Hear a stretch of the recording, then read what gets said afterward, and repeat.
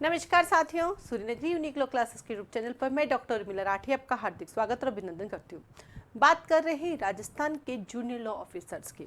अब बात करते हैं, बहुत सारे ऐसे स्टूडेंट हैं जो कि जुडिशरी की प्रिपरेशन कर रहे हैं और वो इस चीज़ के लिए कंफ्यूज हैं कि क्या हमें जेएलओ देना चाहिए कि नहीं देना चाहिए। हमें तो डिस्ट्रिक्ट डीजेएस बनना है, हमें तो आरजेएस बनना है, हमें तो एचजेएस बनना है, हमें तो एमपीजेएस बनना है, तो क्या हमें जेएलओ देना चाहिए या छोटी नौकरी ये नहीं करना चाहिए। स्पेशली ये बात कहीं ऐसे सारे लोगों को है जो कि आउट ऑफ राजस्थान से हैं। तो ठीक है ना, आप मत दीजिए ना, क्या दिक्कत है, हमारे राजस्थान में कंपटीशन नहीं बढ़ेगा। लेकिन फिर भी मैं बताना चाहूँगी कि जेएलओ एक अच्छी जॉब है। राजस्थान में मंडे टू फ्राइडे वर्किंग होता है, सैटरडे संडे छुट्टी होती है। एक अच्छी सैलरी है, सफिशिएंट सैलरी है। हाँ, स्टार्टिंग में प्रोबेशन पीरियड में कम मिलता है, लेकिन उसके बाद एक अच्छी सैलरी और टाइम टू टाइम बढ़ती रहती है। एक गवर्नमेंट जॉब है और सेफ है, आप रिलैक्स हो जाते हो उस नौकरी को करने के बाद, तो इसलिए जेएलओ देना चाहिए। अब आते हैं जेएलओ के लिए फर्स्ट पेपर जो होता है वो कॉन्स्टिट्यूशन का होता है। किसका होता है फर्स्ट पेपर? कॉन्स्टिट्यूशन का होता है। तो आपके इतना बड़ा कॉन्स्टिट्यूशन को कैसे पढ़ा जाए, तो सबसे पहले एक काम करें, जेएलओ का पुराना पेपर उठा लें, उसका पैटर्न देख ले क्या आता है। कॉन्स्टिट्यूशन के अंदर आते हैं 150 क्वेश्चन। कितने क्वेश्चन आते हैं? 150 क्वेश्चन। और 150 क्वेश्चन मार्क्स होते हैं 50, यानी 3 क्वेश्चन पे 1 मार्क आपको मिलता है। 3 क्वेश्चन पे 1 मार्क मिलता है। और नेगेटिव मार्किंग होती है। तो नेगेटिव मार्किंग जो है पॉइंट समथिंग होती है, मुझे एग्जैक्ट पता नहीं है, लेकिन जितना मैंने सुना उससे पता चला कि जब आप 9 क्वेश्चन रॉन्ग करते हैं तो आपका 1 मार्क कटता है। आप इसको और कंफर्म कीजिएगा, जैसा मैंने सुना है वैसा मैंने आपको बताया है। तो एक बार इसको फिर से कंफर्म कीजिएगा कि 3 क्वेश्चन सही होने पर 1 मार्क्स मिलता है और 9 क्वेश्चन गलत होने पर 1 मार्क कटता है, ऐसा है। फिर भी एक बार इसके बारे में जरूर पता कीजिएगा, मुझे थोड़ा सा आइडिया था इसलिए मैंने बता दिया, ठीक है। अब सवाल आता है कि कॉन्स्टिट्यूशन को जेएलओ एग्जाम के लिए कैसे पढ़ा जाए। तो उसके लिए डायरेक्ट सफिशिएंट नहीं है, इसके लिए आपको बुक लानी पड़ेगी। बुक कमेंट्री इसको बोलते हैं। Jain Pandey is the best, चाहे हिंदी मीडियम हो चाहे इंग्लिश मीडियम हो, जैन पांडे ला सकते हैं। तो डायरेक्ट और आपको बुक दोनों साथ रखनी पड़ेगी, तभी जाके कॉन्स्टिट्यूशन आपका जेएलओ पॉइंट ऑफ व्यू से कंप्लीट होगा। क्योंकि जेएलओ में कुछ भी पूछ सकते हैं, वहाँ तो लिखा हुआ हम ये प्रोविजन पूछेंगे, फिर पुराना पेपर उठा के देखो, कुछ भी पूछा जा सकता है। इसी कड़ी में सूर्यनगरी यूनिक लॉ क्लासेस में आरजेएस के बेचेस चलते हैं, यूपीजेएस के चलते हैं, यूके के चलते हैं, क्या बोलते हैं, हरियाणा के चलते हैं, दिल्ली के चलते हैं, पंजाब के चलते हैं, आंध्र प्रदेश हो या चलते हैं हिमाचल प्रदेश के चलते हैं। इसी के साथ ही साथ वेस्ट बंगाल, उड़ीसा, यानी इंडिया के सभी स्टेट के बैचेस चलते हैं। इसके साथ ही साथ एडीजे, इंडिया के सारे स्टेट के चलते हैं। उसके साथ ही साथ हम लोग सब्जेक्ट वाइज भी पढ़ाते हैं, क्योंकि जेएलओ का ऐसा तो है नहीं आधा सीआरपीसी पढ़ा दूँ आधा छोड़ दूँ, आधा कॉन्स्टी पढ़ा दूँ आधा छोड़ दूँ, आधा सीपीसी आधा छोड़ दूँ, पढ़ाना पूरा होता है। तो जेएलओ का हमने फाउंडेशन बैच रखा है आरजेएस के साथ, लेकिन सेपरेट जेएलओ का बैच नहीं है, सब्जेक्ट वाइज आप ले सकते हैं। तो सूर्यनगरी यूनिक लॉ क्लासेस में अभी कॉन्स्टिट्यूशन स्टार्ट हुआ है, आने वाले दिनों में सीआरपीसी सीपीसी स्टार्ट होगा, देन एविडेंस लिमिटेशन और हिंदी इंग्लिश चली रही है साथ में, एंड इंटरप्रिटेशन और ड्राफ्टिंग। तो 2-in-1 बैचेस हमारे पास अवेलेबल है, आप उनको ज्वाइन कर सकते हैं। तो आइए कॉन्स्टिट्यूशन कैसे पढ़ा जाना चाहिए जेएलओ पॉइंट ऑफ व्यू से, उसके बारे में करते हैं हम एक चर्चा।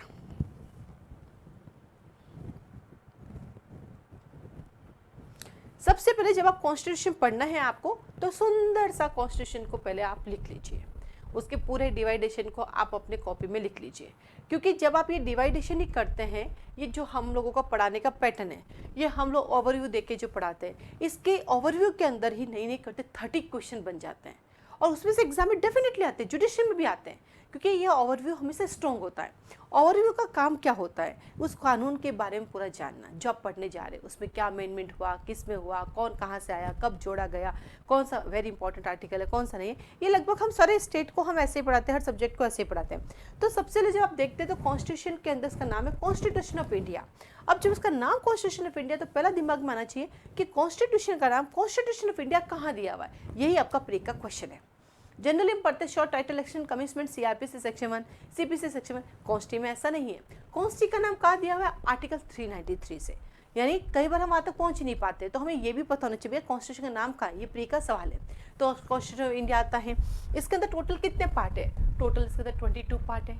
टोटल इसके अंदर कितना आर्टिकल है, टोटल इसके अंदर जो है 395 आर्टिकल है। टोटल इसके अंदर कितने स्केड्यूल है, इसके अंदर 12 स्केड्यूल है। इसका एक्सटेंड कहाँ है, पूरे इंडिया में है इसका एक्सटेंड है। अब यहाँ पे देखो दो डेट लिखी हुई है मैंने, 26 नवंबर 1949 और 26 जनवरी 1950, ये दोनों है क्या। जो 26 नवंबर 1949 है ये बताता कॉन्स्टिट्यूशन बना था उस दिन, और ये डेट कहाँ लिखी हुई है, ये फिर से प्री का क्वेश्चन आता, प्रीएम्बल में लिखी हुई है। और सेकेंड आता 26 जनवरी 1950, ये डेट कहाँ लिखी हुई है, ये आर्टिकल 394 में लिखी हुई है, ये कॉन्स्टिट्यूशन के कमेंसमेंट की डेट है। अब देखो कॉन्स्टिट्यूशन का नाम कहाँ लिखा है 393 में, उसका कमेंसमेंट कहाँ लिखा है 394 के अंदर, है ना। जब आप 394 देखेंगे तो वहाँ देखना 16 आर्टिकल जो हैं वो आ गए थे हमारे 26 नवंबर 1949 को ही, और बाकी पूरा का पूरा कॉन्स्टिट्यूशन आया 26 जनवरी 1950 को आया था। सेकेंड वन आता है आपके पास कि जो हमारा लॉ डे है वो कौन सा दिन माना जाता है। थर्ड क्वेश्चन आता है कि कॉन्स्टिट्यूशन को बनने में कितना समय लगा था। तो ऐसा नहीं है कि जीके के क्वेश्चन नहीं आते, नॉर्मल क्वेश्चन जो है इर्द गिर्द घूमते वो आते हैं, तो वो हम लोग जब ड्यूरिंग क्लास लेते हैं तो ये सब चीज़ें लिखाते जाते हैं, क्योंकि ना तो जयंत पांडे जी में आपको डायरेक्ट मिलेगी और ना ही बैरेक में डायरेक्ट मिलेगी। इसके बाद हम आगे चलते हैं, पहले जब कॉन्स्टिट्यूशन बना था तब कितनी स्केड्यूल थी इसके अंदर 8, आज इसके अंदर कितनी है 12। तो ये भी आता है कि बाकी के 4 कौन कौन से अमेंडमेंट से जुड़ी गई, तो ये भी एग्जाम में क्वेश्चन आता है, जब कॉन्स्टिट्यूशन बना था तब कितने स्केड्यूल थी और आज के दिन कितनी, ये भी एग्जाम में क्वेश्चन आता है। फिर हम चलते हैं आगे, तो आर्टिकल के अंदर पहला आता है क्या है भाई, है यूनियन और टेरिटरी क्या है इसकी, फिर सिटीजनशिप। तो उसको कहानी सुनाते हैं कि सबसे पहले यूनियन और टेरिटरी आता है, ठीक है। उसके बाद हम सबको सिटीजनशिप मिलती है, हम सबको सर्वाइव करने के लिए फंडामेंटल राइट्स देते हैं। राइट्स अति ना हो जाए तो सरकार इस पर पॉलिसीज बनाती है, और पॉलिसी जब बन जाती है तो ड्यूटीज आ जाती है। तो ऐसे करके 1 से 4 याद हो गए। तो सबसे पहले यूनियन और उसकी टेरिटरी आई, देन सिटीजनशिप दी, फिर सर्वाइव करने के लिए फंडामेंटल राइट्स दी, उस पर कंट्रोल करने के लिए डीपीएसपी आया, और देन ड्यूटीज बताई कि आपको ये ध्यान भी रखना है। तो याद हो गया 1 से लेके 4 है। अब जैसे आया 1 आ गया, 2 आ गया सिटीजनशिप, हमारे यहाँ पे सिंगल सिटीजनशिप है। कैसी सिटीजनशिप है, सिंगल सिटीजनशिप है। यहाँ से हमारे पास कई बार क्वेश्चन आता है। उसके बाद चलते आगे, third fundamental right. Fundamental right को कहाँ से लिया गया, ये यही का यही लिखा दिया हमने, यूएसए से। तो इसी के साथ साथ बहुत सारी चीज़ें क्लियर होती है, जैसे जैसे हम पढ़ाते जाते हैं, जैसे जैसे चीज़ें लिखाते जाते हैं। फिर आया हमारे पास फंडामेंटल ड्यूटीज और डीपीएसपी, ये कहाँ से लिया, आयरलैंड से। ये देखो यहीं पे हमने लिखा दिया, आयरलैंड से लिया गया। देन आता है हमारे पास फंडामेंटल राइट्स, कब जोड़ा गया 4A, बीच में आया, मतलब अमेंडमेंट हुआ 42nd अमेंडमेंट। कौन सी कमेटी से आया, गोल्डन लॉइन कमेटी यानी स्वर्ण सिंह कमेटी से। कहाँ से लिया ये हमने, रूस, सोवियत से लिया, रूस से लिया। 51A है। अब इस 51A में कहाँ से कहाँ तक है, 1 से लगा के K तक। तो पहले कितने थे, सिर्फ 10, ये देखो हमने लिखा 10। ये जो बोर्ड है वो क्लास में पढ़ाते वाला है, वो सेव क्या हुआ है, तो वो बताइए हम कैसे पढ़ा रहे हैं इसको और कैसे आपको पढ़ना है। देन यहाँ पे एक बाद में जोड़ा गया, वो बाद में कब जोड़ा गया, तो आया आपके पास के, कब जोड़ा गया 86 अमेंडमेंट 2002। इसी के साथ फिर हम 3 आर्टिकल और लिखाते हैं, जो कि नेक्स्ट स्लाइड में लिखा हुआ है कि भैया 86 अमेंडमेंट में कहाँ कहाँ हमारे पास चीज़ें आई। तो यहाँ पे आया, 45 में आया, 21A में आया। ये वही का वही हमने आपको याद करवा दिया। तो ये क्या होती है साथ में चीज़ें, क्योंकि ये आप जब थोरोली स्टडी करते हैं तब नहीं होता है, ये बार बार जब आपको कोई पढ़ाता है तो चीज़ें आपको याद हो जाती है। तो ऐसे करके हम लोगों के यहाँ कॉन्स्टिट्यूशन की क्लासेस चल रही है, और कॉन्स्टिट्यूशन की क्लासेस के दौरान हम आपसे क्वेश्चंस भी पुटअप करते रहते हैं। जैसे आप स्लाइड पढ़ा रहे थे, बीच में कोई क्वेश्चन आ गया है हमारे पास, ये देखो हमने आपको क्वेश्चन पूछ लिया, बताओ इसमें से कौन सा आंसर है। इसके साथ ये देखो क्वेश्चंस है ना, एक तो हम आपको सैटरडे वाला टेस्ट देते हैं, वो तो देते ही देते हैं, उसके साथ साथ ही देखो जैसे जैसे पढ़ाया वैसे वैसे शेड्यूल आ गई। शेड्यूल के साथ आगे चलते हैं हम, आर्टिकल्स आते गए, ये हमारे आर्टिकल्स आ गए। ये देखो ऑप्शन ABCD, एक क्वेश्चन पूछा उसी के ऑप्शन दे दिए, उसी के क्या साथ साथ आपकी प्रिपरेशन होती है। देखो 86 अमेंडमेंट में क्या क्या ऐड किया गया था, 51A के, 21A, 45। तो ये चीज़ें क्या रूटीन साथ साथ चलती है। देखो कॉन्स्टिट्यूशन का कमेंसमेंट, ये क्वेश्चन आ गया।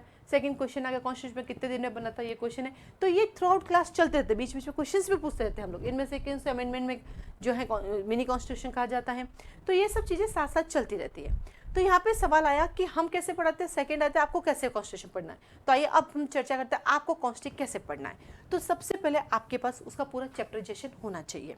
उसके बाद जब आप आगे बढ़ेंगे चैप्टराइजेशन के बाद, तो पहला प्रायोरिटी जो है आपको देना है बैरेक्ट को। क्योंकि बैरक से डायरेक्ट क्वेश्चन आते हैं, तो आपको पूरा बैरक अच्छे से पढ़ना है। और कॉन्स्टिट्यूशन बैरक की, जैसे आपने आर्टिकल 1 से 4 पढ़ा, तो आर्टिकल 1 से 4 का हाथ तो हाथ देख लीजिए कि जैन पांडे जी में कुछ नया है क्या, वो ऐड कर दीजिए। फिर उसके बाद 1 से 4 से रिलेटेड जितने भी एमसीक्यूज है आपके पास, जो भी गाइड अवेलेबल है, उनको आप सॉल्व कर लीजिए। देन चलिए आप पार्ट नंबर 2 की तरफ, सिटीजनशिप। सिटीजनशिप से को अच्छे से पढ़ लीजिए, उससे रिलेटेड जैन पांडे जी ने कौन कौन से केस दिए ऐड कर लीजिए। उसके बाद आपके पास जो भी एमसीक्यूज है उसको कर लीजिए। आप सेल्फ स्टडी ऐसे भी कर सकते हैं, लेकिन अब आपके पास कौन से केसेस लीडिंग हैं, कौन से नहीं हैं, ठीक है, कैसे तैयारी करें, कैसे क्वेश्चन को समझें, तो उसके लिए आप हमारी क्लासेस ज्वाइन कर सकते हैं। और इसके साथ साथ जब भी आप कॉन्स्टिट्यूशन पढ़ते हैं, क्या कहूँगी, जब भी आप कॉन्स्टिट्यूशन पढ़ते हैं, सबसे पहले आपको अपनी प्रियम्बल याद करनी चाहिए, क्योंकि जिसको प्रियम्बल आती है समझ लो उसको आधा कॉन्स्टिट्यूशन आता है, क्योंकि कॉन्स्टिट्यूशन शुरू करते ही हमें सबसे पहले प्रियम्बल याद कर लेनी चाहिए। ठीक है, देर आप क्या है, देखो यहाँ पे जितने भी एक्स्ट्रा चीज़ें 74 अमेंडमेंट्स आया, वो साथ साथ लिखाते रहते हैं कौन सी चीज़ कहाँ दी गई है। जैसे हम यहाँ पे आए, यहाँ पे आप देखोगे रिलेशनशिप, तो यहीं पे हमने डिवाइड कर दिया कि भाई यूनियन लिस्ट है, स्टेट लिस्ट है, कॉन्क्रीट लिस्ट है, यहीं पे आपको चीज़ें बताते गए। यहाँ पे 300A है, 44th अमेंडमेंट्स आया है, पहले आर्टिकल 31 में था, इसको क्या कहा जाता है, अब इसको क्या कहा जाएगा। ठीक है, तो इस तरह से आपको पूरा कॉन्स्टिट्यूशन याद करना है। तो ये एक छोटी सी झलक इस डायग्राम को मैं आपको एक राउंड से याद करवाती हूँ। ठीक है, आ जाइए।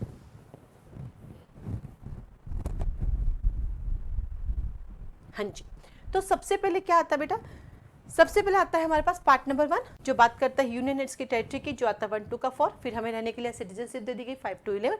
फिर हमें सर्वाइव करने के लिए फंडामेंटल राइट्स मिल लेते हैं, जो बात करता है 12 से 35। और देन डीपीएसपी आता है 36 से 51। फिर ड्यूटीज आता है, क्योंकि जो राइट्स है वहाँ ड्यूटीज होंगी 51A। उसके बाद आता है यहाँ पे हमारे 1 से 4 खत्म, स्टार्टिंग हमारी खत्म हो जाती है। फिर हम चलते हैं इसका सेकेंड राउंड, हमने इसको डिवाइड कर रखा है याद करने के पॉइंट ऑफ व्यू से। देन आता है नंबर 5, कहता है यहाँ पे यूनियन है। नंबर 5 कहता है कि यहाँ पे हमारे पास यूनियन है 52 से 151। यूनियन के अंदर हम लोग रहते हैं हर स्टेट में, तो आता है स्टेट 152 से 237। फिर पार्ट बी जो थे स्टेट, उनको सबको हटा दिया गया, मिक्स हो गया था 238 में। कब हटा गया, 7th अमेंडमेंट 1956 से। फिर तब आपके पास पार्ट 8 यूनियन टेरिटरी आज के दिन कितनी है, सबसे पहले कितनी थी 7 थी, फिर कितनी हुई 9 हुई, आज के दिन कितनी 8 यूनियन टेरिटरी है, जो बात करता है 239 से लेकर 242 तक। देन आता है हमारे पास पंचायत 243 से 243Q। पंचायत को कौन से अमेंडमेंट से जोड़ा गया और कौन से शेड्यूल में पंचायत दिया गया उसके बारे में आपको पता होना चाहिए।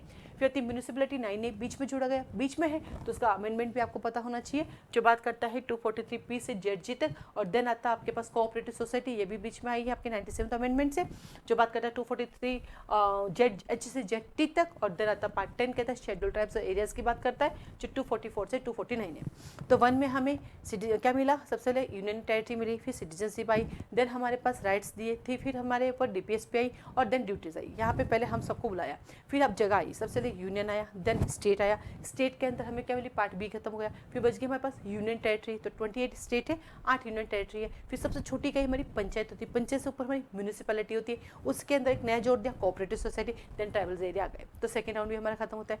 जब सब लोग आ गए, हम आ गए, जगह आ गई, तो हम आपस में क्या करनी पड़ेगी, रिलेशनशिप। तो अगला कहता है आपके पास पार्ट नंबर 11, कहता है रिलेशनशिप बिटवीन यूनियन और स्टेट क्या है, जो बात करता है आपके पास 245 से 263। रिलेशनशिप कैसे, 3 तरह की यूनियन लिस्ट में, स्टेट लिस्ट और कॉन्क्रीट लिस्ट में दी गई है। देन आता है अपने पास 12, जैसे ही हमारे पास रिलेशनशिप शुरू होती है सबसे पहले पैसा फाइनेंस आता है, फिर हमें क्या करनी पड़ती है, प्रॉपर्टी खरीदनी पड़ती है, उसके लिए हमें कॉन्ट्रैक्ट करना पड़ता है, कॉन्ट्रैक्ट ब्रीच होता है, सूट इंस्टीट्यूट करते हैं। ये आ गया आपके पास 264 से 300A। 300A पहले हमारा फंडामेंटल राइट था, नाउ अभी हमारा कॉन्स्टिट्यूशनल राइट हो गया, बट यूपी की जुडिशरी में आज भी लीगल राइट कहलाता है, जो कि 44th अमेंडमेंट 1978 से आता है।